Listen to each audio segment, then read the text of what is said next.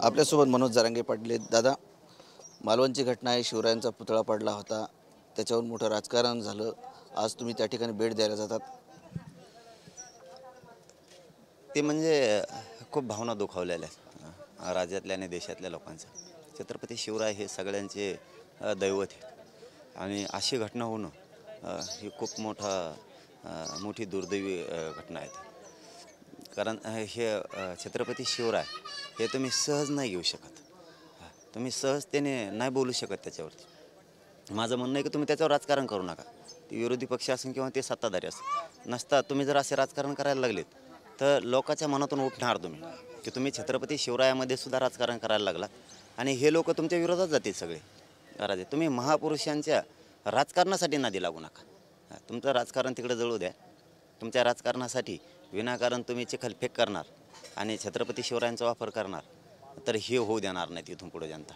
आम्ही तिथं भेट द्यायला चाललो तर आज निघालोत, आज मुक्कामीत आम्ही मालवणला संध्याकाळी, उद्या सकाळीच आम्ही भेट देणार कारण आम्हाला जायला खूप रात्र होणार आहे। इथून 600-650 किलोमीटर आहे, त्यामुळं प्रवासात जाताना खूप रात्र होईल। सकाळी भेट देणार आम्ही, तिथं दर्शन घेणार। शिवरायांचा पुतळा पडला, त्याच्यावर चौकशी समिती नेमण्यात आली, परंतु कुठेतरी पंतप्रधानांनी माफी मागितली। नाही ते ठीक आहे, परंतु मी म्हणलंच ना, माफी मागितली कोणी नाही मागितली, मी पहिल्या दिवशी राजकारण केलं नाही आणि मला छत्रपती शिवरायात किंवा कुठल्याही महापुरुषाचं त्यात राजकारण नाही करायचं आणि त्यांनीही कुणी करू नये। जे अपेक्षित आहे ते होणं गरजेचं आहे। ज्याची चूक आहे तो त्याच दिवशी मध्ये पाहिजे होता। तुम्ही त्याच्याशी राजकीय हितसंबंध नाही जोपासू शकत, तो कोणी असेल त्याला तुम्ही त्याच दिवशी मध्ये टाकणं आवश्यक होतं आणि एक कायदाच होणं गरजेचं आहे, सुधारित कायदाच होणं गरजेचं आहे। इथून पुढं महापुरुषांची कोणत्याही जर असे प्रकार झाला आणि ते दोषी असणार त्याला जामीनच नाही मिळाला पाहिजे, तो कायमचा मध्ये साडला पाहिजे, हे करणं आवश्यक आहे। 4 दिवस मध्ये टाकला की 5व्या दिवशी बाहेर आला, ह्या गोष्टी इथून पुढं नाही सहन केल्या जाणार।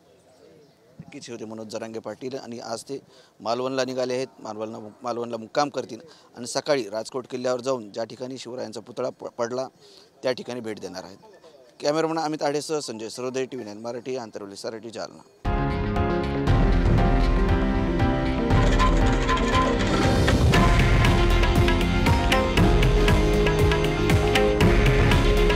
हे आहे देशातील नंबर 1 न्यूज नेटवर्क आणि आपण पाहत आहात TV9 मराठी। काळजी तुमची, हित महाराष्ट्राचं।